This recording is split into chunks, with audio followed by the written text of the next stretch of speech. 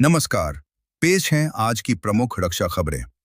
भारतीय वायुसेना का स्वदेशी HAL तेजस फाइटर जेट एक बार फिर पूरी ताकत के साथ आसमान में उड़ान भरने के लिए तैयार है।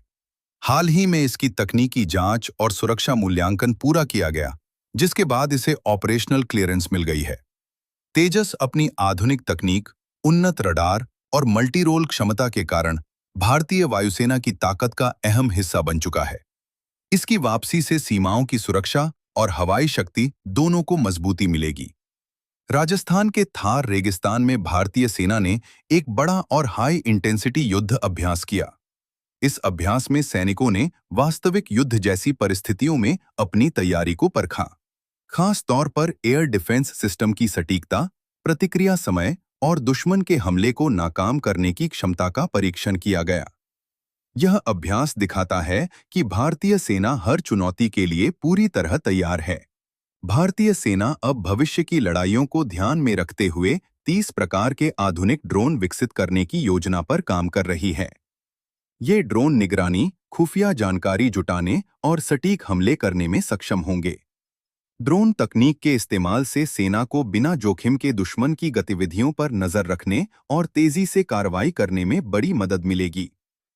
रक्षा मंत्री राजनाथ सिंह जल्द ही जर्मनी के दौरे पर जाएंगे।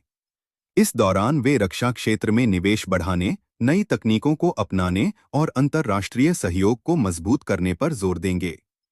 यह दौरा भारत को वैश्विक रक्षा बाजार में और मजबूत स्थिति दिलाने में महत्वपूर्ण भूमिका निभा सकता है।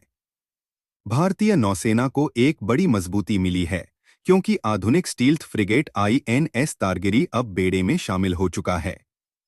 यह युद्धपोत रडार से बचते हुए दुश्मन पर नजर रखने और जरूरत पड़ने पर सटीक हमला करने में सक्षम है। इसकी आधुनिक तकनीक और हथियार प्रणाली नौसेना की ताकत को कई गुना बढ़ा देती है। भारत का रक्षा निर्यात लगातार नई ऊंचाइयों को छू रहा है और अब यह 38,000 करोड़ रुपए के पार पहुंच चुका है। यह उपलब्धि मेक इन इंडिया पहल की सफलता को दर्शाती है।